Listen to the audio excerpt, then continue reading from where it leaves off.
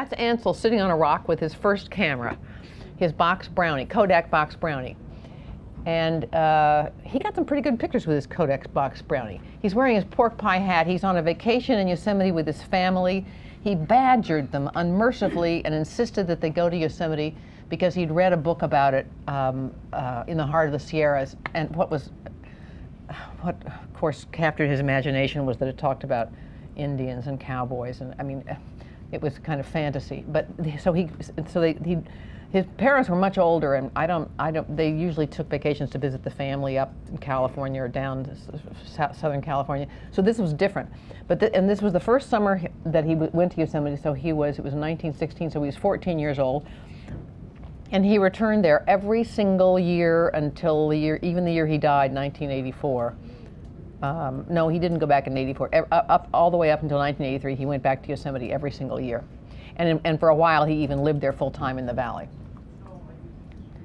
Here's one of the first cameras he made, first pictures he made with that camera. And when he got home, he was just taking snapshots. What he liked to say was he was making a visual diary. What I do, I take pictures of all the people that came to my house for dinner or I was on vacation with and put them in a scrapbook, and it's really a diary. I'm not telling you how I felt at the time, I'm just showing you who was there with me. Well, Ansel, at this point, he's just showing you where he went to, and witness, the subject is Half Dome, but the trees are right in the middle of Half Dome. And when he got home from this trip to Yosemite, his father helped him make a scrapbook. And so it was one of those black, this is the conservationist paper conservationist nightmare. It's that black, those old black sheets in commercial albums that are so acid. And they pasted the little pictures on that, of course, were made at the photo finishers. Ansel didn't make these prints. And then his father, this is his father's writing, and this is the very first picture in the album. And so they've got a little some white lines out here to set it off. And Ansel's handwriting was so bad that he wouldn't have been able to, if he wrote it, you wouldn't be able to read it. And here's another page from the scrapbook. And so you can see El Capitan and Half Dome run through his work all the way up to the end of his life. And so they're here in this very first album of his very first pictures, which is interesting. And the pictures are not remarkable, but then what could you expect? So, but then at a certain point, when he's this is taken in 1927, starting about 1921, he starts realizing that he wants to do, or even before that, that he wants to tell you not only where he was, but what he felt about what he was looking at. So instead of a visual diary, he's giving you an expression of trying to put you right back there in his footsteps. And so here's something he made in 1927 called Milestone Mountain. He thought this picture was just absolutely fantastic. I think it is just hideous. It is so, so kind of ersatz romantic.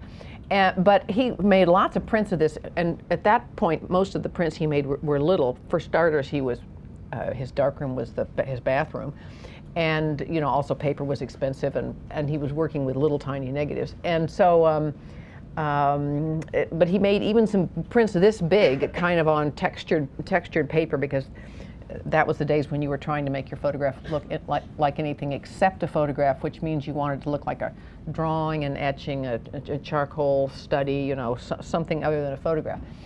So there's 1927, but look at what he did in 1925, 2 years earlier. He's only 23 when he makes this picture. This is a really, I think, spectacular photograph, and it's as good now as it was when he took it in 1923. Now, someone pointed out to me, is it a little out of focus in the lower right corner? Well, not the slide. There's something, but I think it's just he gives you this feeling that you're there, and this wonderful reflection in the lake, and these gorgeous clouds. Now, part of the ability to put the clouds in there is that he's no longer using what is it called?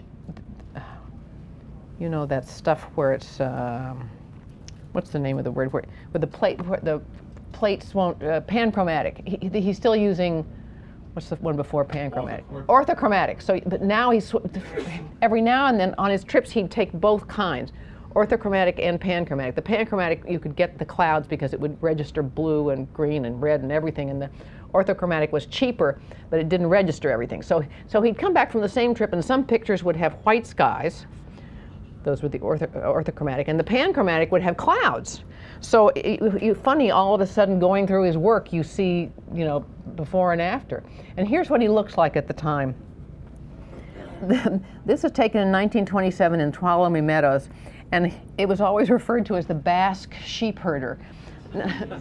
See the cup? That's his Sierra Club cup that everybody in the Sierra Club has, your metal cup that you use to drink from the streams, because the streams are still clear enough you could drink the water, you didn't get Giardia. And see his high-top basketball shoes?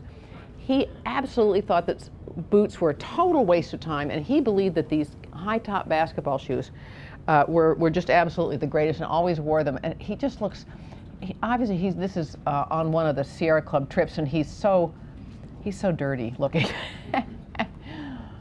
and funny looking.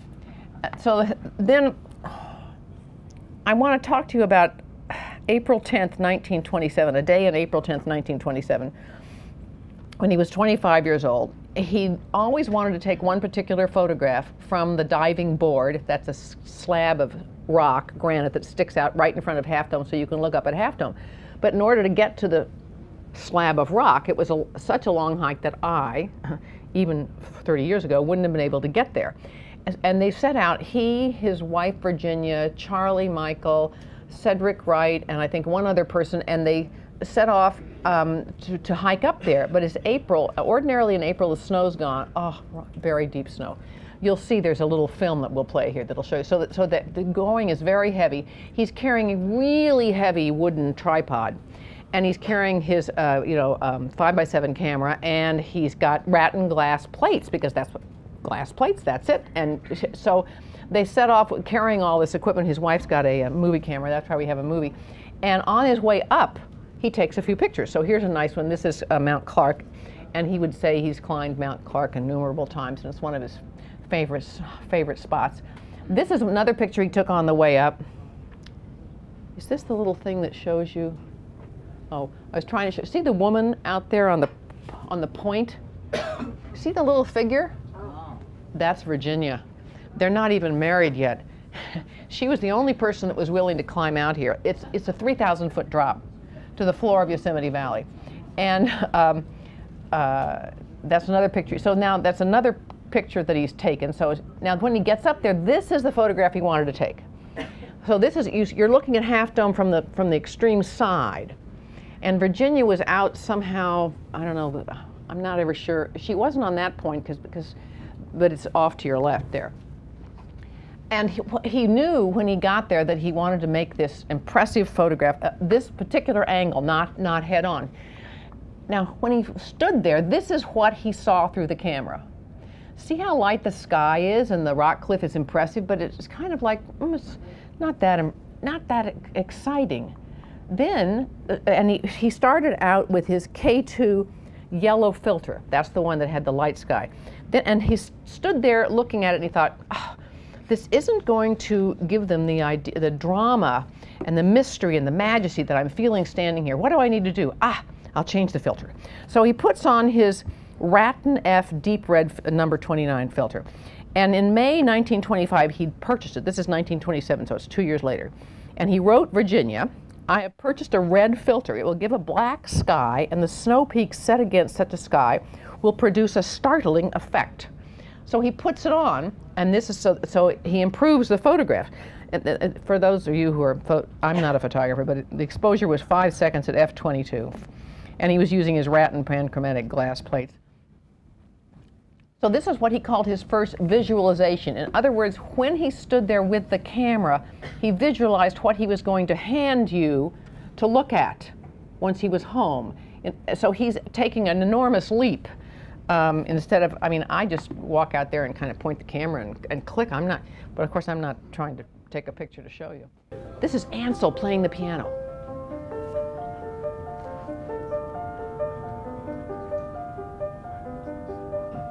That's Ansel right there.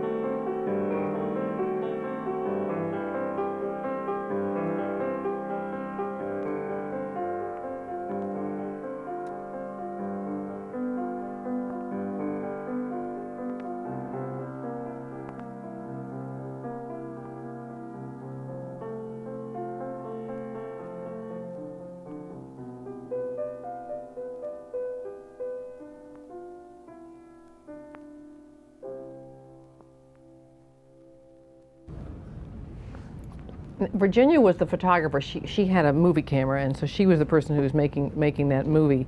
And when they show you somebody with a view camera set up at the end, that's not Ansel or his view camera. That's another guy that was on the trip. And then what Ansel was playing was the Prelude in C from Bach, well-tempered clavier. He had to make a choice. He was spending his winters in San Francisco, where the family lived, studying piano, and his career was to give piano lessons to kids in the neighborhood. And of course, you know, I think it was 12 cents a lesson or something. He was still living at home, and he realized that his career would be limited, and so. But his photography seemed to have unlimited potential because, he pursued photography in the summer. So Yosemite photography, San Francisco music. So he decided that he would focus on photography, but music was always very important to him, and he claimed that it was the hours that he'd spent drilling exercises on the piano, because he sounds like a Nazi was his first teacher, where you just had to work on striking the note and releasing, striking the note for hours and hours before you could even play anything, just weeks and weeks before he was even allowed to play a scale. But he claimed that stick-to-itiveness and that discipline is what made him become disciplined in photography, because he says when you pick up the camera, you shouldn't have to think about anything technical. It should be like the piano is the keys are at your disposal, you just play them. With the camera, the same thing. If you have to stop and think, then you're not going to be able to, well, I don't know how far you're going to get, but it needs to be, it has to be intuitive, in other words. And so he was intuitive because he worked so hard at it. And when I say worked hard at it, he, exhaustive notes and experiments and you know, his exposure records and the zone system and my gosh, on and on and on. So he was such a brilliant person. He could have been a scientist, but he ended up being a photographer. So now, how do we get the next picture to come on? Oh, there's Virginia with the camera. Now, this isn't her making that film. This is subsequently, but she was the person in the family that had the camera. I love this picture. When I was working for Ansel, when we found this, at one point Ansel had died, and I went back to Carmel and was working for his trust. And Virginia came into the big workroom, and she said, "Oh, I found some home movies." And I said, "Oh, well, let's look." So we rented a projector, and we looked through all the home movies of Ansel's kids, little kids. Look, and Ansel wasn't in a lot of these movies because he was really pretty, an absent parent, busy out photographing. But there were wonderful old pictures of the car when he and Virginia get in it and drive away after they'd gotten married in Yosemite, the snow and people throwing rice and things that you just would never see before. And at a certain point we came across this film, and I said, "Oh my God, that's the film of when he took model. How about that?" So we got it copied for all the family, all the grandchildren. And at the same time, I said, "Virginia, did Ansel ever use the camera?" "Well, yes, I think he did a little." And even before she said that, we got to one film, which isn't in here, that looks like a series of Ansel Adams photographs. It's water in a little creek, snow, leaves, grass moving, and they're Ansel Adams photographs seen with a movie camera. And I'm sure that that's footage is by Ansel. And then that's when I asked her, I said, "Did Ansel ever use?" She said, "Yeah, I remember he tried to, but it just wasn't him." But I'm sure those are by him, buried in his archive. Someone will look at them someday. It was the Stockton Record did this is the front page of the out of doors section, and they put the photograph. Now that's not Ansel's monolith. See how light the sky is? So that's not the famous one. But there they've got Virginia sitting next to a tree here with the thing, and then that's Cedric and somebody else with his camera. Looking out at the view. But he was, early on, he was famous as a photographer in San Francisco and would have pictures, you know, on the front page of one of the ancillary sections with his pictures. He was very well known. Remember, I threw this in here because remember a few years ago there was this person named Norsegan, yeah, Norsegan, and he claimed that he found in a thrift shop or in a garage sale all these negatives by Ansel Adams, and he was going to print them and have them for sale. And all you have to do is take one look at Norsegan's negatives, glass plates, and you know they're not by Ansel. Here's Ansel's version of this tree in Yosemite, and there's Norsegan's. Look what he does. Look at the mess here on the left. The clouds are kind of empty. This is a disaster here in the middle here, the foreground. And look at Ansel's. I mean, if you just take, this is kind of an indifferent Ansel Adams photograph, is already so much better than his. So I was always mystified who the person was that said, these are by Ansel Adams, because they obviously had never looked at anything before. Now here's Ansel with his first 35mm camera. It's a Leica. It was given to him by who?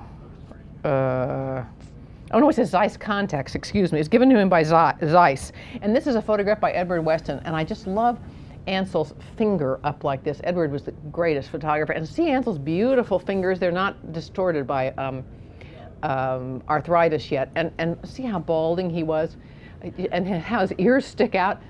Well, this is 1936, so he's 34 years old. He didn't get he said bad things about 35mm cameras, and then he got one, and he was so excited that at one point there's a quote where he says, I just want to go, I feel like I just want to go out and do nothing but photograph with this. This is so exciting. But he did say it's for life and people.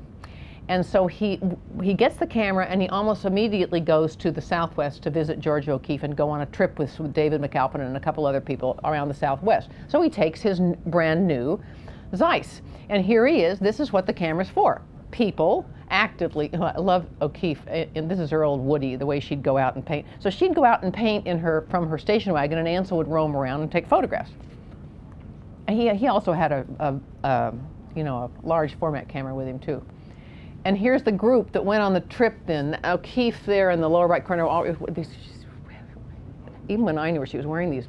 It was not very attractive on the head there. And Ansel's in the lower left corner. That's Dave McAlpin in the upper left. And then on the far right is Godfrey Rockefeller, who's Dave McAlpin's cousin, and that's his wife Helen. And so they're going to go off, and there's a Wrangler with them too, who there's a picture of. So here's what Ansel was so thrilled that O'Keeffe was coming out to visit. He worshipped O'Keeffe and Stieglitz, and Stieglitz, of course, unfortunately never came, but Ansel was so excited about putting this trip together for them that he wrote Stieglitz, I feel like a kid on Christmas morning. Because for him to be able to show the beautiful West to some New Yorkers was just, he was so proud and so excited about it. So this is this is made a little later. This is 1942. This is the Canyon de Chelly from the Overlook. And so this is the area that they went to, the Canyon de Chelly, and explored it down inside. And here they are standing at the edge of the Canyon de Chelly. And that's Ansel on the far right. This picture is being taken by somebody else. And there's I think that's Godfrey kneeling down there taking a picture, all of them, with the backdrop. And these are pictures that Ansel made of O'Keeffe right around that time. But here's the picture that he made on the trip that is probably the most famous one. His most famous portrait is this snapshot of George O'Keeffe. This is not Ansel's usual portrait. Ansel's usual portrait is someone, they joked about the fact they call him the Great Stone Face, and he did say at one point, I photograph people as I would photograph rocks. Oh gosh. And I have to say, Ansel took about 5 or 6 pictures of me, and not a single one is hanging in my home because I look kind of like a rock in every one. I mean, it's not just that you're having a bad hair day, they're just not very attractive. But this, the moment was now, as he said. And O'Keeffe was, when I met her, she was in her like 85 to 90, 95, but she was still flirting. We would sit at the dinner table at Ansel's house, and I and Virginia and O'Keeffe were the only women. Everybody else was men, and she didn't address a single line to Virginia or me. She was only interested in the men. I mean, we didn't exist, and I thought, oh, okay, well, this is So she was so alluring, and she and kind of Ansel were flirting, but they weren't, and she was always telling him, oh, you know, you'll never catch up with me. I'm 8 years older, and I'll always be older. So this mystique of O'Keeffe, in part because she was a great artist, A, but B, because she was Alfred Stieglitz's wife.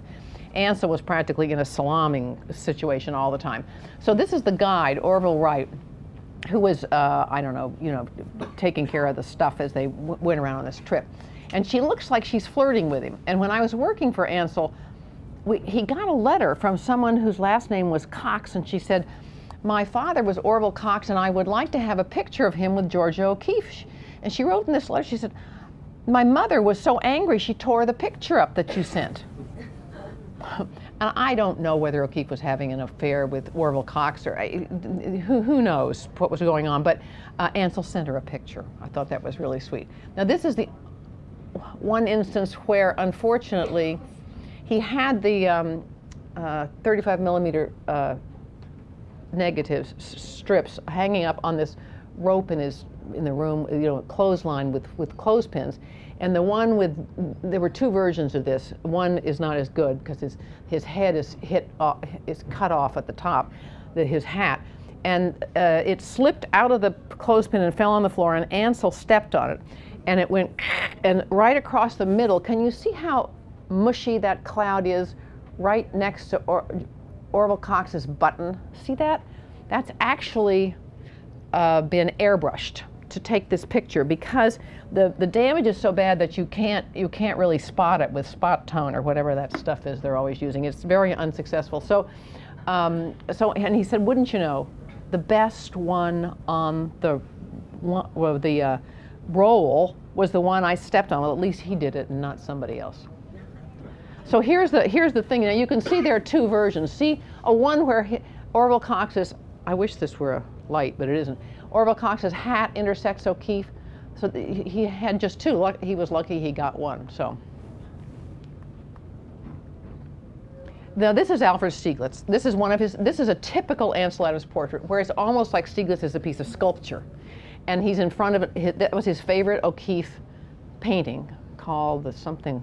Oh, I've forgotten what it is. It's probably written down here, but who cares? This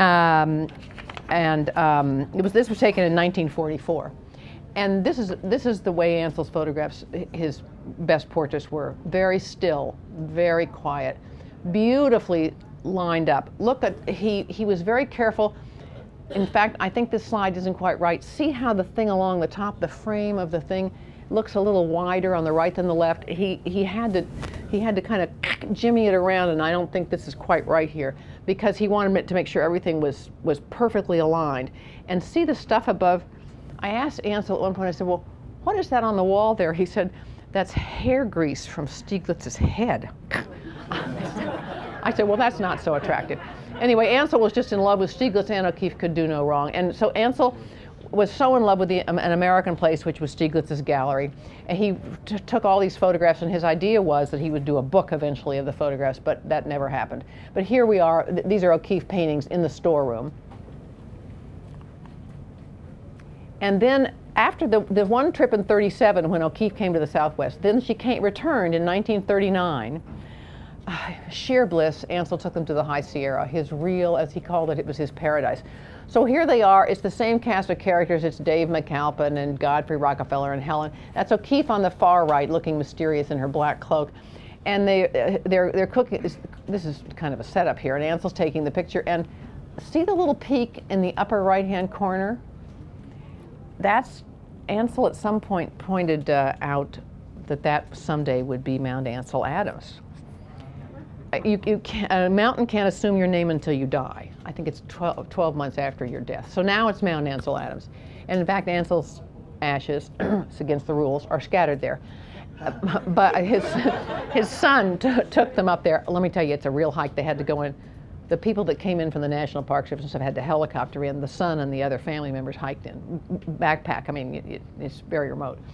It's in the Ansel Adams wilderness. And O'Keeffe, at one point, he told O'Keeffe, you know, he didn't boast. He said, well, you know, someday that'll bear my name. And O'Keeffe said, oh, now I see why you brought us here. You just wanted to show us your mountain. She could be so sarcastic. I mean, it was very funny, and it was a great line. And there's the mountain again. This is a picture made a little earlier, and this is the up near, way beyond Tuolumne Meadows, but it gives you an idea of the high Sierra Meadows and these beautiful, beautiful peaks. Ansel always, when anybody would say, well, how do you like Yellowstone? He'd say, oh my God, it's just a bunch of curios. Preserve us all. And they said, well, how do you like the Rockies? Oh my God, no, there's nothing interesting there. Well, what do you like? Well, I like the Sierra because there's sculptures in stone. And surely enough, that is a little sculpture in stone. And when you've seen the Sierra and you see it's so kind of small and manageable, you get to the Rockies and it's overwhelming you. Ansel went to the Rockies to take some pictures for the government, but you know, it's kind of like, how far would you have to get? You'd have to get all the way to Kansas, so it's very, very hard, and so it's particularly photogenic, Yosemite. And here's the last picture he made of O'Keeffe. She didn't like this because it shows so many, even she said she didn't like it that well. Look at all those wrinkles. He set this up out in front of his, this is right by his front door. And she's wearing a white handkerchief around her hair because she was pretty bald, and that she's wearing her OK O'Keeffe. It's a silver pin that Alexander Calder made her that she always wore at the neck of everything in black. I never saw her in anything except black and white. And Ansel took a little footstool out there and had her sit on the little footstool, and he set his camera up and said, so she was always, he made several pictures of her late in life, and she was very willing. Now here's Ansel in Yosemite with his 8x10 camera. Do you think that's a Deerdorf? Is there an expert here? Well, because I can't, by the time I got to Ansel's, his big format cameras, large format, and even his box Brownie had already gone off to the George Eastman house, so they weren't around to look at. And Ansel never talked about, I always thought Deerdorfs were like the equivalent of the Rolls Royce. He never talked about, oh, I loved my Deerdorf. But, so I don't know what he used. But this is a made up photograph. This is one of his, I think this might be his first camera platform. He realized that if he had a platform, he could get up and get better views with his with the landscape. So he had this put on there, and his friend Nancy Newhall is taking this picture for publicity purposes. So he's actually not photographing anything in this picture. It's just a setup. But I think it's a really great picture, and it shows him. And I never asked him, how the heck did you actually scramble up there? Because it's harder than it looks, I think, to get your foot up and get up on that ladder, get up on that platform. I don't know if he had, I gotta ask his son if he had a ladder. I wanted to talk to you about this photograph called Winter Sunrise, Sierra Nevada near Lone Pine. He used that camera, the reason I showed you that picture, he used that camera to take this. This is the east side of the Sierra. Yosemite's behind that ridge way over. We're in the valley, the east side, looking up at the Sierra, and it's got this beautiful snow. Now, Ansel, the reason I want to show you this picture is the negative was made in 1943, and he'd passed by this scene many times because he'd spent several weeks in 43 and 44 photographing at Manzanar Relocation Center camp where they had the Japanese people were interned, and it was his way to help in the war movement, to show that the Japanese people had conquered, against all odds, living in this barren, windswept place with nothing, and made the desert bloom, et cetera, and created a life for themselves. And so, as opposed to Dorothea Lange, who went and made the people look bitterly unhappy, and Ansel went and he was incapable of taking a depressing photograph. So even if they hadn't been happy, he would have figured out how to make it look attractive and happy. But they'd also been there 2 or 3 years by then. So, so he knew this very, very well, this view. And he knew what he wanted. Exactly, he wanted the sunlit meadow, he wanted the near range of these lower hills black, and then he wanted the white Sierra, and then he wanted some darker gray sky with a few little clouds. And he'd even tried this before, a few years before. Oh, well, here, first I'll show you. Here's the negative. This is actually what the negative looks like, just a straight print. You can see that he did some magic in the darkroom. So this print was made about 1980.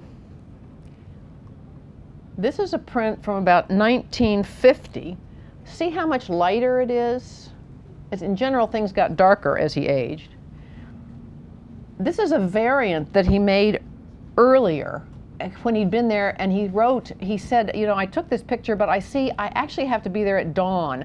The light was not raking enough because the sun was just too high. So in fact, he writes somewhere, I knew I had to be there at dawn. So this was made about 1937, and the final negative was made in 1943. So he'd remember a spot and, you know, want to go back there. And even earlier, this is about 1927, he made a picture, the same idea, the horizontal bands of tone. So it wasn't something new. This was very common in Ansel's picture. What was uncommon in Winter Sunrise was that it had a horse. Now the horse was originally just a stump, and he didn't know it was a horse. He just thought it was a stump, and then the horse turned, so when he took the picture, it was the horse. He didn't set out to take a picture of a horse. Believe me, that was just happenstance.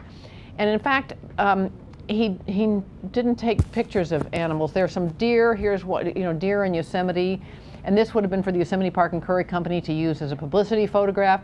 But he just wasn't really interested in animals at all. I had a pet rabbit, and he thought that was a total waste of time. And they had a cat, I think, but they never had a dog.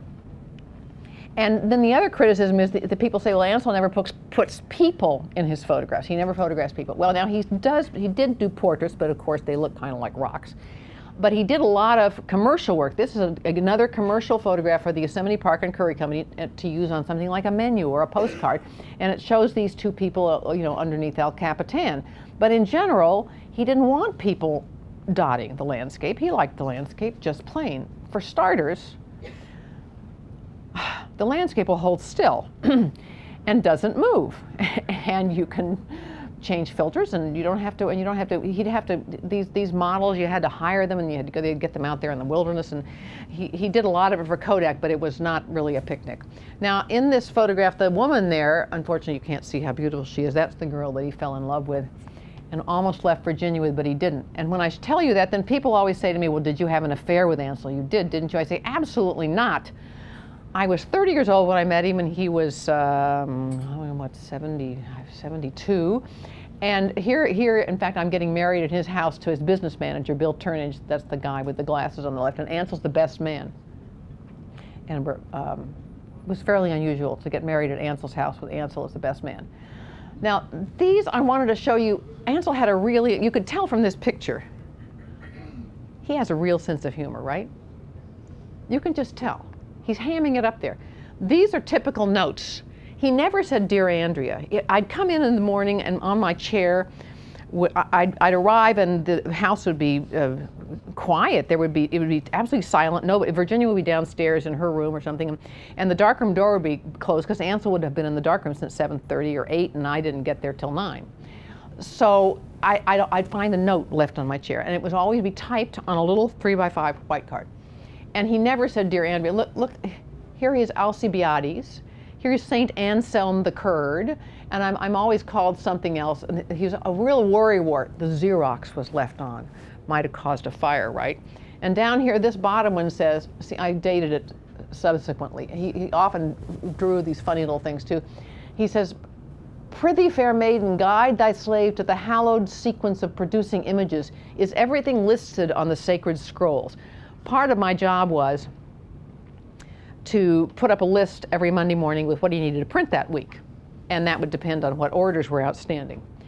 And so one day, can you read this in the back? Or maybe you can from the front. One day, I'd left him this, this message, and I used priority. He loved rubber stamps, so I used his priority stamp to really try and get his attention. And I say, print orders, and the first priority I need, well, you must. Don't delay, and we must not miss this deadline. And this was pretty pushy, but we had a really great relationship, you know, and Ansel was really funny. So I wanted him to print Clearing Winter Storm. So here's what I find the next morning on my chair. Pursuant to your order, I immediately took 2 transines and 1 shot of Jum Daniels. He always had incredible typos. Thereupon, I collected myself, established a perspective on women's lib, and then decided there was nothing I could do about it but follow orders. According, I think he means accordingly, I have celebrated the rainstorm by staying, I think he means staying indoors, and going through 18 sheets of paper of varying complexion and response, and I believe I shall avoid execution at dawn because I have a good sample of prints to come. Tomorrow I shall do 80. That should be enough to end up with 39. Just the 39 steps to arduously stumble up. Remember the movie, 39 Steps? But be rest assured, I know terror when I see it. Your obedient servant, Alfred Stieglitz. And then, P.S. I just want to check, you wanted the clearing dust storm near Yuma. I mean, I have a folder of these funny things from Ansel, and he had just such a wonderful sense of humor. And sure enough, he made a lot of clearing. Here's what I wanted him to print. Now, this was the first picture by Ansel that I really fell in love with. I met him because he had a show at the Metropolitan Museum of Art in 1974, and in 1971, we started planning it, and he came to meet us. And we all fell in love with him because he's kind of like Santa Claus, in looks and in personality. And then the show arrived, and I remember standing in the gallery looking at this picture, and my idea of a national park was to drive by the Grand Canyon and look down, right? And to see the bears, brown bears in Yellowstone. I knew nothing about conservation or the environment. So when I looked at this, to me, it was just kind of apocalyptic vision. It's just so beautiful. That's just God coming right down out of the top there. And I just found it ecstatically beautiful. And so here I am asking him to make a lot of prints. So here he is, sliding the 8 by 10 inch negative into his enlarger, custom made by his friend in San Francisco. Here he is showing you dodging and birding. There's the piece of paper on this big metal wall that moved on railroad ties, so you could go back and forward. And it was a wall like this, so that he could make huge prints, because he did wall, murals, et cetera. And there he is. He's dodging and burning here. So if you have to make like 10 prints, you have to do it individually? Oh yeah. Oh. Here he is. This is a straight print. Is that a straight print? God, it looks strange, huh? Oh yeah, that's a raw print. Gee, there's nothing in the sky. Isn't it amazing? And when I first went to work for Ansel, I'm embarrassed to tell you this, but I thought you just took the negative and there was the print. And so I arrive, and Ansel says, even looking at the show on the wall at the Met, I thought, oh, isn't that great? And I thought, it's almost kind of like Kodak. You just send it off to the guy, and he makes the print, and it comes back to you. And Ansel says, come into the darkroom, dear. I want to show you what I do. And I'm thinking, okay, it's a beautiful day. Out the window, the surf of the Pacific, the pelicans, the sea lions, the sea otters, the clouds. It's beautiful. We're going in the dark room. We go in the dark room. He closes the door. Once the door is closed, you can't leave. And then there's this beeper going beep, beep, beep, counting for while you're counting your dodging and burning. And then the water's running. And then there's this terrible odor of these chemicals. And there's this kind of red safe light on, and I'm thinking, this is really unpleasant. And Ansel, I'm so happy. And he starts in dodging and burning this photograph, and I can't leave. And he gets 20 done. It's very, very boring. And you're counting the whole time. Here you are with your piece of paper. 1, 2, 3, 4, 5, 6, 7, 8. 9, 10, 11, 12, 13, 14, because he always darkened the corners first. It went on like that, counting on, and I thought, for starters, how does he remember this? So now he is referring to something. I'll show you what he's referring to. Oh, we're going through a couple, hold on. Here he's referring to this. This is his ballet. This is what he's doing. See, he's going to do minus 6 seconds down here, because he does, and minus 2, plus 2, he darkens that corner, and then there's something in the middle here, and then he wants the plus 10 for the top, because he's got to bring that white top down to get some information in it. There's kind of hardly anything there. But he doesn't really refer to this, because at this point, he knows it by heart. Now this one is dated, there's a date up there, isn't it? Does he have, yeah, no. Well, no, 1060, that's something, that's something. Oh, usually he would put a date in it, because then he would put this, he would have to, he knew kind of what the dodging and burning was going to be, but every batch of paper was different, and the older he got, the worse the paper was, and the harder. It was just absolutely, he would just despair. Was he ever going to get this to look right? Because there was less and less silver on the sheets until finally there was no silver, it was just plastic. And so he would then fold up this, it would be a piece of paper like this, he'd fold it up and he'd put it in with the negative. So the next time he went to print the negative, 6 months from now, he'd have his last notes. Now, of course, he'd have to start all over again with doing the test strips. You're all photographers, right? Yeah, I'm not. Well, anyway, he'd do these test strips and stuff. I thought it was beyond boring. But he just loved it. He just loved it. So here's the straight print, and here's, look at the difference. Look at that sky. I mean, it looks like there's nothing there. It's just absolutely amazing. And then the other thing is, see how, see how these trees stick out. He wants to make sure you see it's very subtle. And the thing is, it has to be done so that you don't see any lines. And if you don't, that's why the counting had to be so, and you wanted to do them all the same too. And you had to be, if you paused at any one point, you'd have a mark and it would be visible. The dodging and burning would be visible. So he was a past master at it, but boy, was he patient. And I would tell him, what did he have to do? He said he had to, I'll do 80 of these or something. I mean, it's just kind of absolutely unbelievable. So, and here he is at the Museum of Modern Art in 1979, and there is a great big huge clearing window store on the left, and on the right is the same view, but in the summertime. It's Yosemite Valley summer, and he's got there his Stetson hat, and he's wearing his bolo tie, and he's just so good looking, and he was so much fun. Anybody could approach him. Now, the last photograph I want to talk to you about is Moonrise. How many people know what Moonrise Hernandez is without even seeing it? A few hands. It's the one with the moon, you know, over the graveyard. And he almost didn't take it because he was been visiting O'Keeffe, and he was up the valley with O'Keeffe, and then he got in love. He loves stumps. He spent hours and hours on this stump, and finally he says he gave up on the stump and motored down, and off on his left, there's what he saw. The moon rising over the Sangre. Now, to me, this whole thing is so romantic and mysterious. It's the Sangre de Cristo Mountains, right there. You got me, right there. And then here's this town of Hernandez, and this little graveyard, and you've got these wonderful little clouds, and the moon. Now, notice how he set this up. The moon is not in the middle. It's to the left. Okay. What appealed to him about this photograph was A, the moon, B, the white clouds there, and C, the white gravestones. It was sunset. The sun was just about to drop down. He's driving along here. The sun's going down over here, and so out of the corner of his eye, he sees these white gravestones.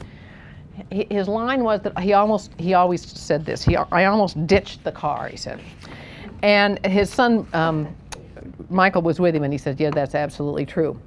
And so he pulled off to the side of the road. The road is now, if you go back, as I have, with Ansel to try and find the exact spot, the old road was a little bit lower. The new road is higher and paved. Back then it was kind of like this dirt road. And so at least 3 people have spent hundreds of hours figuring out exactly what day and what moment this photograph was taken. It was taken, I haven't got it written down here, but they know the precise minute that it was taken on November 1st, 1941. And with the azimuth, they do all this stuff here with the, so Ansel's calling, telling her, because he's got to get up on the top of the car on the platform. He's got to get his tripod set up. He's got to get his camera, his view camera. This is the 8x10. And then he's got to get the dark cloth, and he's got to get the right filter and the lens. And so he says he's yelling instructions, and his son and his best friend Cedric are with him, yelling instructions. He said, "Oh, where's my light meter?" He can't find his light meter. So he says he knows that the moon is 250 candles per square foot. Well, by some heebie-jeebie situation, if you extrapolate, you know what your exposure is, and blah, blah, blah. So he sets and takes the picture, and as he takes one photograph, clicks the shutter once, pulls the slide to turn the holder over to get another sheet of film in there and have a safety, because he said when you have a good picture, you really need a safety. Witness O'Keeffe being scrunched on the floor. But the light went off the crosses. because the sun suddenly dropped down. So he only got one exposure, and he said even when he took it at the time, he knew that it was an important photograph. But this is what he saw. When he took this photograph, he knew he was going to make the sky black. Maybe not as black as he did late in life, but blacker than it certainly was here. This is so uninteresting. And it was a real challenge. See how the white clouds are kind of absolutely empty, such a no-no. And the moon, you've got to have some definition in the moon. You can't have this white round thing.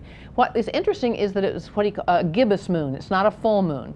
If it had been a full moon and had been in the middle of the picture, it would have been just beyond pedestrian. So I'm going to show you what he does when he, here's the negative. See how those clouds are just solid white, and see how little information there is in the foreground. He gave it water bath development, which I don't know, slowly nurses along something or other, but it, you know, it wasn't quite right. So here's the very first print he made, about within 6 weeks of taking the negative. Typically when he got home, you'd unpack the car, and he said when he got home, he knew that he would always know, even before he unpacked or did anything, he would know what the best photographs that he had taken on a trip. There weren't going to be any surprises once you got indoor, and once you got in the darkroom. So he knew this was it. So right away he wanted to make a print, and this he sold or gave to a friend of his in Yosemite. And look how light the sky is, and look at all the clouds up there. See those high clouds on the left and the right, and boy, the clouds are really white, and it's just not very exciting. But it is the first one. So that's interesting. Now here's what he considered a really, really good print. This one is made, this is a late print. So late print about 1979. And I could argue that I think well, part of the problem is that we're looking on this black screen, and it's not glossy. The gloss, oh, here it looks better over here. The gloss on his glossy photographs, the surface is so seductive. I don't know what that white thing is on the left there, that smudge, but anyway, it's a really, really gorgeous picture, and you just actually never get tired of looking at it. How did he document the prints? How were they marked? He didn't. He signed them in the lower right, and then somebody, the assistant, whoever was the assistant at the time, me, we'd put a stamp on the back with his name, and we'd fill in the title. He didn't. Nothing was numbered. He believed that numbering and additioning photographs was terrible, because the whole point of a negative is that it's infinitely reproducible unless you step on it on the floor. And you can make 1,000, you can make 2,000, you can make 3,000 negatives. And he wanted to, after he died, he wanted his negatives, they're part of his archive at the University of Arizona. So it's a teaching university, and they got a Center for Creative Photography. And he thought, in the best world, that I guess a graduate student, not a freshman, would be able to take his Moonrise negative and go in the darkroom and print it. And he even said at one point, and they could print it upside down and backwards or purple, or, you know, and he didn't think it was a holy thing. He wanted people to be able to experiment and make their own creative statement. Of course, it hasn't worked out that way, because they're not going to hand Ansel's negative to anybody.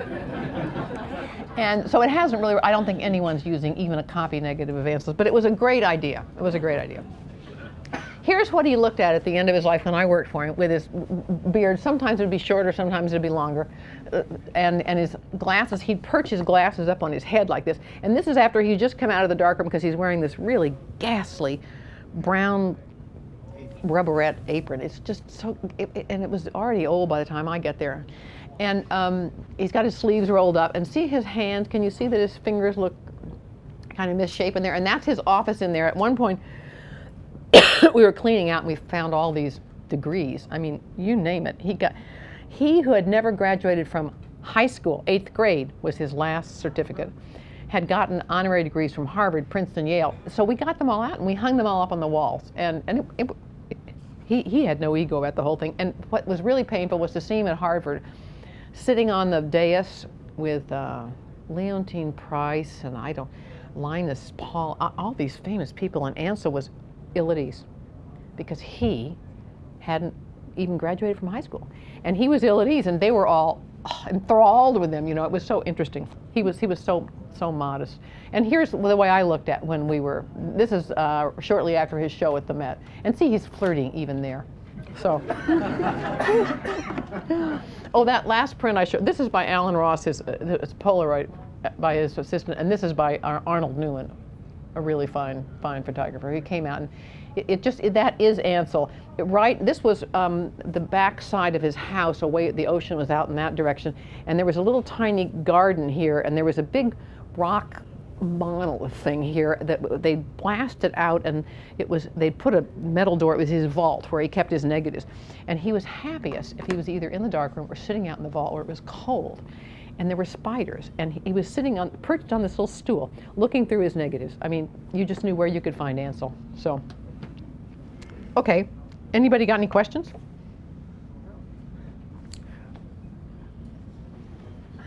Yes. Did the technique of the zone system develop from his earliest images, or that started with the panchromatic film, and what influences brought him to that? Brought him because he knew he needed a technical means to get what he wanted with the negative, and hit and miss just wasn't working. You know, you'd go out and you'd change the exposure, and you'd make a note, and the first frame is this and the second frame is this, and he knew you're just wasting untold time. So he knew if he had a system that he could put in practice, that he would save himself a lot of time, and he would get better negatives. The whole point was to get the right information in the negative. If you don't have the information in the negative, forget it, there's nothing you can do. I mean, he was really good at kind of almost creating it out of whole cloth, as you could see from that white sky that turned to have lots of clouds. But there must have been something there on the negative that it was just very, very ghostly. But so he always said you have to have a good negative, and the better the negative, the better the print. But, well, depends on who's printing it. But on the other hand, all he knew, with all he knew about technique, over and over again, when I was writing this book, every negative seems to be difficult, and I'm thinking, where are the easy negatives? And there just aren't any. There was always some. When you're out of doors, there's always some factor you can't cope with. I mean, the sun, the wind, the something. You know, like he made this. He has a famous picture of redwoods that's taken. It's across. It's kind of an icon for the conservation movement. The Sierra Club used it for many years, but. On their stationery and stuff, but it's actually taken across a clear cut. You see the trees in the distance because it's across a clear cut, but you don't see the clear cut in the foreground. You just see the beautiful redwood trees. It is at a great distance, and it's taken with a telephoto lens. And a man ordered it from Ansel. He saw it in a book and called up and said, "Could I buy a print?" And yeah, $250. Send a check, sure. And he got the print, and he called up and he said, "Well, I want my money back." And I said, "Oh, tell me what's wrong. We pride ourselves." "Well, this print is not sharp. I think you should tell Mr. Adams that the trees are it's blurry and sure enough, it is a little blurry." And I went to Ansel. I said, "Ansel, this guy wants his money back because he says your picture isn't right, is poor." And he says, "Well, tell him it was taken with a telephotograph, long distance, and the wind was blowing the little feathery pine needles." And so I went back and called the guy and said, "Well, you know, you can have your money back." And he said, "Oh, well, that's all right, I'll keep it then." But people, the point is, when people get an Ansel Adams photograph, they scrutinize it, and then it better be perfect. So there were, you know, that black sky of Moonrise, the only one problem of printing it so black, every defect in the paper shows. Oh, there was one batch of paper, Ansel had made like 50 Moonrises from a box of paper. And you couldn't see it in the darkroom when he was printing it afterwards. Every single one had a kind of a hickey in the black sky that it was impossible. You couldn't send it out like that. So that they were all down the drain, you know, 1 week's worth of work.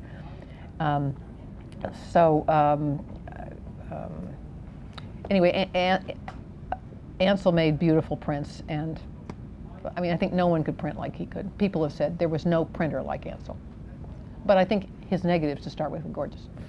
Yes? I'm curious, was most of his income from commercial signing or fine artwork, and did that change over his career? Good question. He couldn't give up commercial work until he was, right before I I went to work for him in 1974 when he was 72 years old.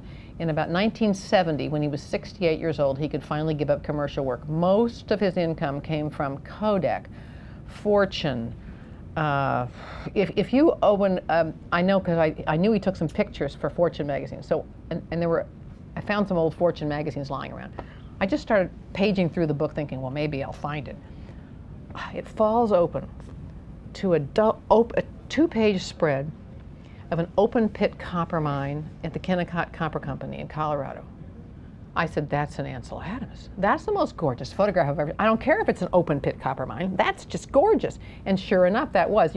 How many have ever seen the Kodak Coloramas in Grand Central Station?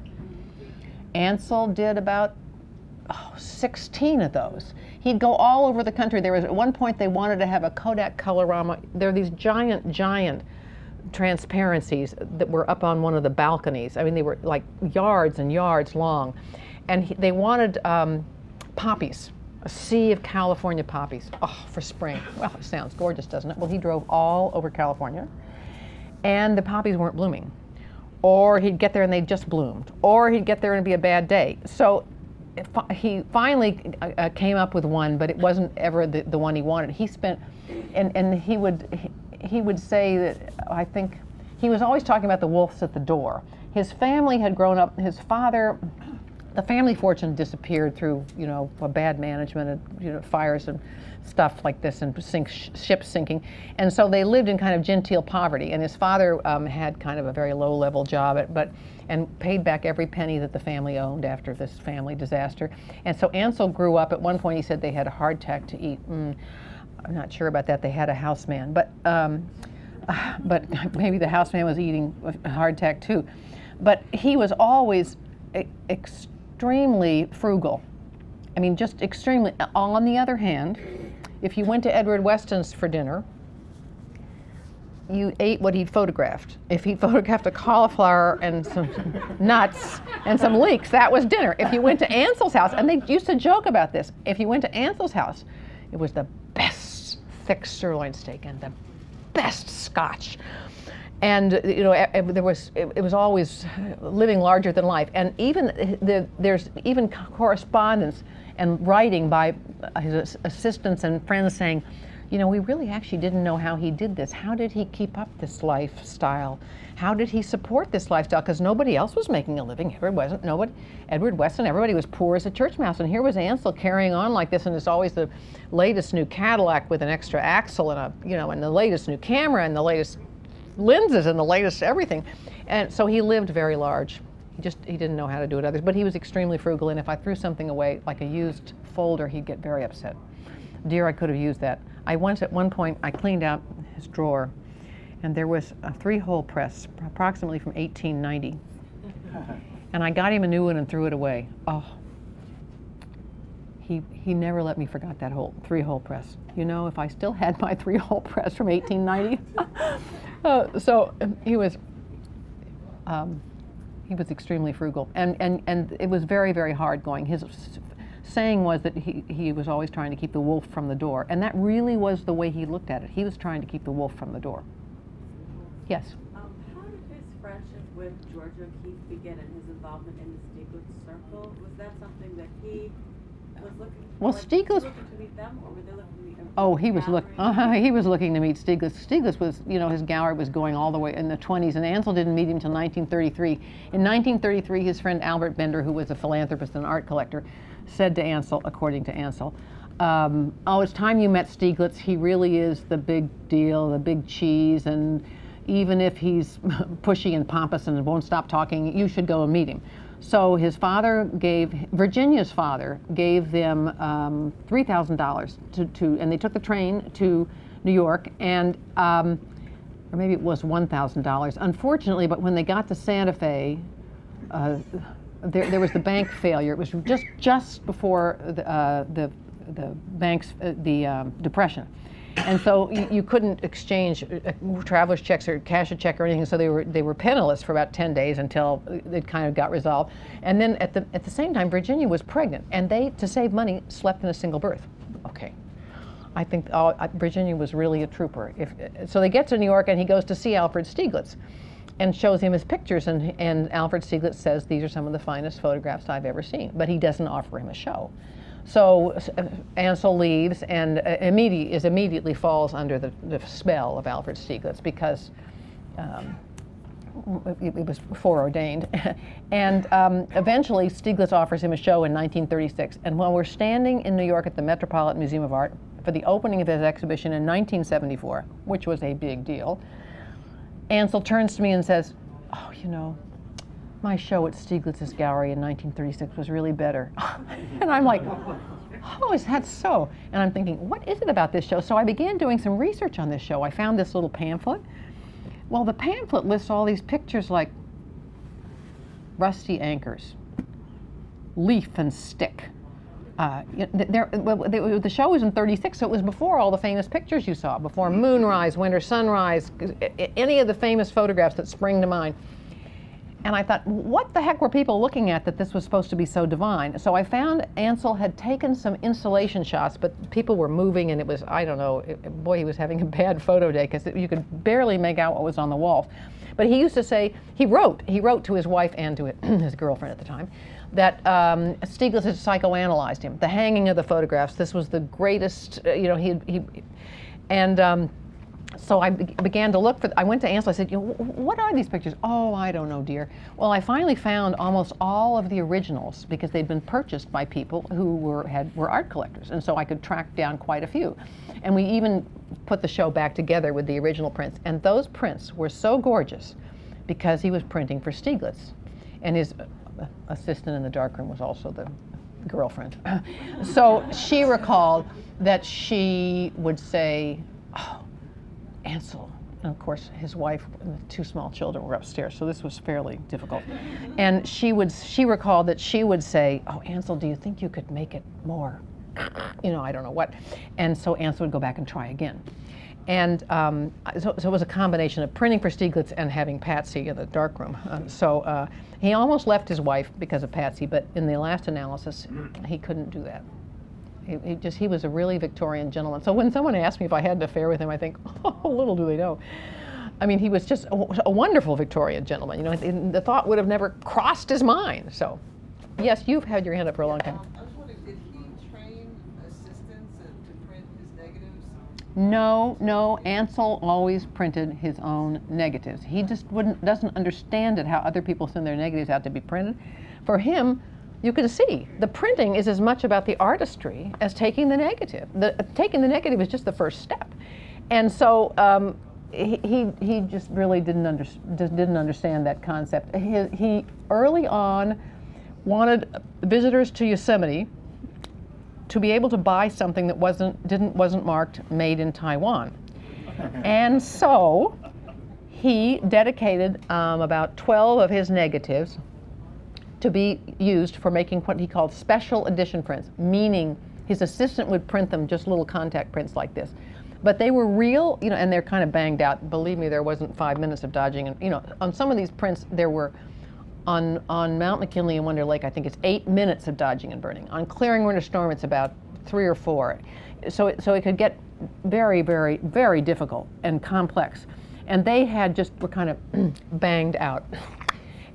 But they are a real photograph mounted on all rag board by an artist. They have some value and merit, and he felt that if you went to a national park, you should be able to take home a memento that was of had some real merit. And so those negatives were always printed by his assistants, and they still are today.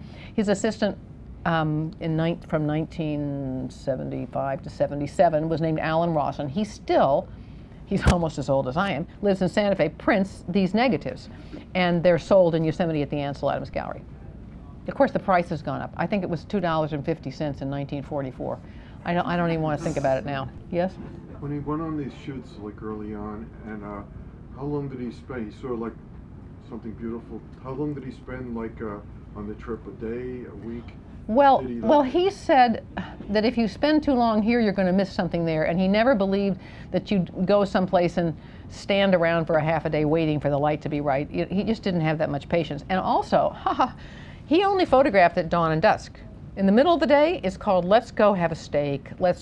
He always had his typewriter with him, so he could always write letters, or he could revise the latest textbook, or he could write an article for a magazine. And so he was never at a loss. He was just incapable of relaxing and not working. It was 365 days a year. And so if you look at dawn and dusk, that leaves a whole lot of time unaccounted for, and it doesn't give you much time to photograph. And he felt that he was a past master. What always amazed me was Ansel knew. We flew over Yosemite a couple of times together, and he would say, look out at the Sierra. And he'd say, oh, I know it like the back of my hand, because he hiked every trail and climbed every peak. And so when he took his photographs, they were informed by such a deep knowledge, understanding, and love. However, he could go to Glacier National Park for 3 days, and if you've been to Glacier, a lot of it is a drive-through, unless you're going to be doing some backcountry hiking. A drive-through on the Going to the Sun Road, and you're stopping at every outlook that everybody else has, and he could still take a phenomenal photograph. That's better than anybody else's photograph of Lake St. Mary's, you know. So he had a gift.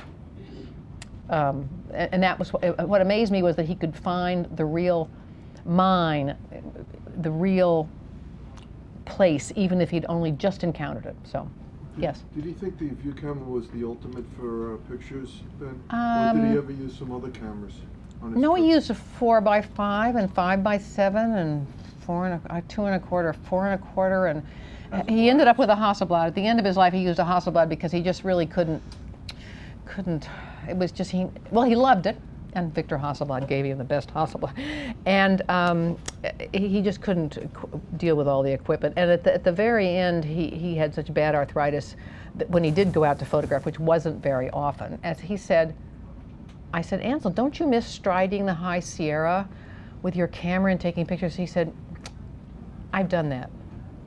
And I'm like, oh, it's like been there, done that. But you know, he had. And he said, and every time I look at the picture, I am transported back in time to the moment I stood there and clicked the shutter.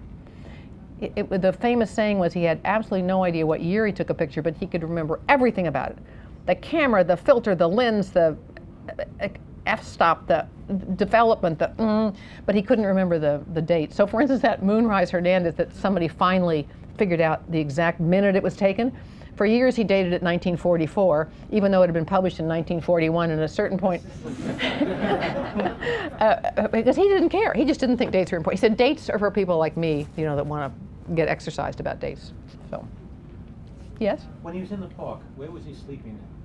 Did they have tents or cabins? In the park, in Yosemite Park? Yeah. Well, because he married Virginia Best, and her father, Harry Cassie Best, painted the most monumentally awful landscapes of Yosemite, oil paintings you have ever seen in true Victorian style. And Ansel would never allow a single one to be hung in his home when he was married to Virginia. The minute Ansel died, one came out and was front and center in the house, and I thought, oh boy, Ansel would really love this.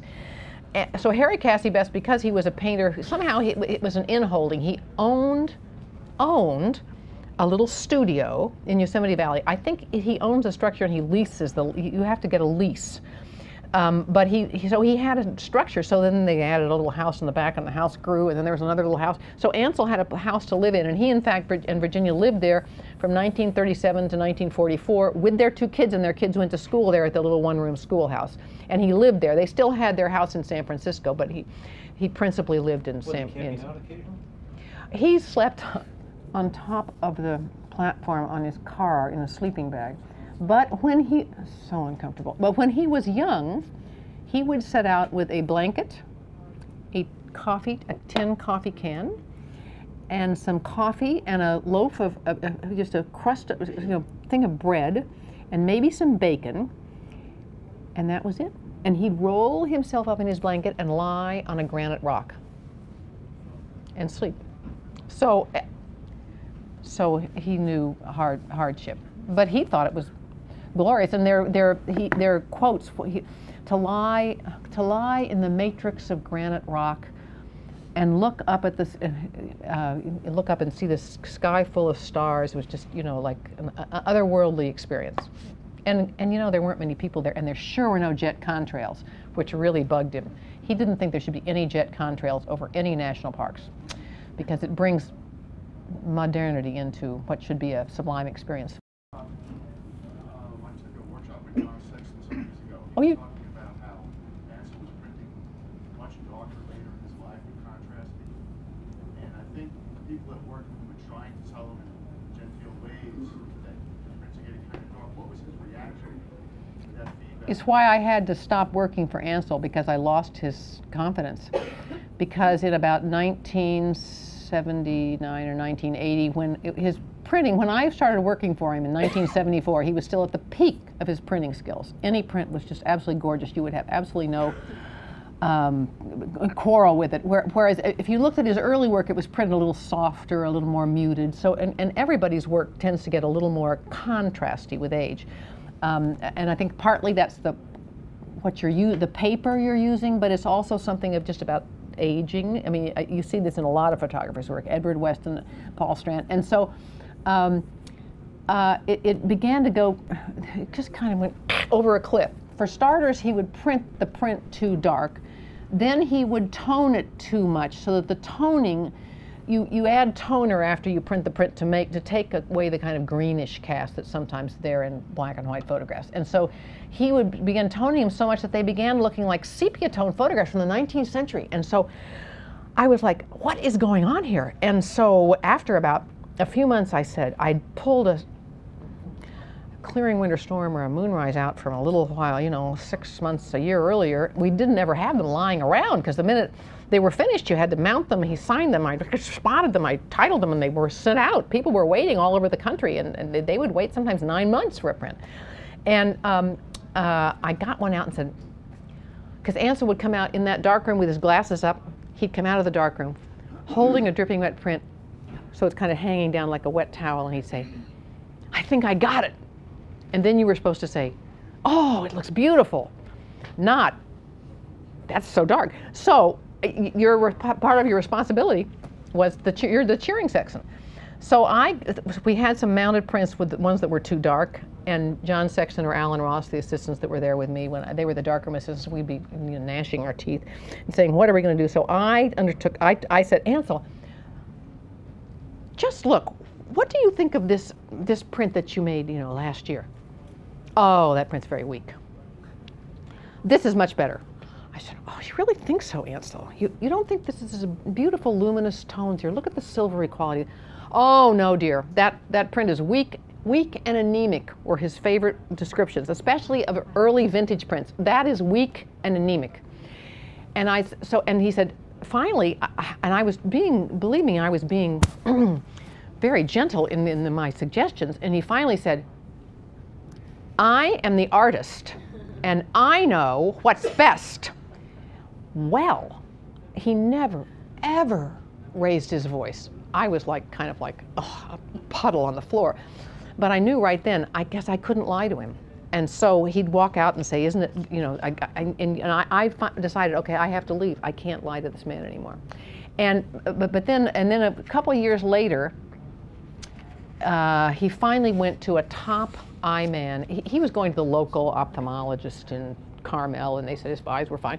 He finally went to a top guy in Washington, D.C., and he had something where it was, cataracts. So he couldn't see the dark. So the reason he was printing darker and darker and darker and toning more and more, he couldn't see the black. Well, there's the perfect explanation. Of course, I didn't know that at the time. He says he's the artist, but the funny thing is that the same thing happened with Paul Strand. His assistant told me that late in life, he finally had his cataracts removed, and after they did, he saw the prints he'd been making, and he said to his assistants and his wife, why didn't anybody tell me? Okay, well, Ansel, the doctor said, Ansel, I can easily remove these cataracts. There's just nothing. You won't even notice that, and then you'll be able to. Well, he didn't want to mess around with his eyes at that point. I think he was 82 years old, and he didn't want to. 80 years old, he didn't want to take the chance, so he didn't. But John Sexton will tell you, by the time he left, I think Ansel was finally even asking, because he would ordinarily go up with kind of a thing to make sure he had it crisp and sharp on the paper, you know, the projection, and he'd go up and check it and look at it. Well, he'd even have the assistant do that too. And when it got to the, he'd then begin, especially in the toning process, he'd say, do you think this is enough? Now, before, he never, ever would have asked anybody's opinion. But so he was relying on somebody else's eyes at that point, which was, you know, radically different. But I'm just, what makes me sad is so many of the very dark prints are the prints that are in museums today because they're purchased by museums late in his life.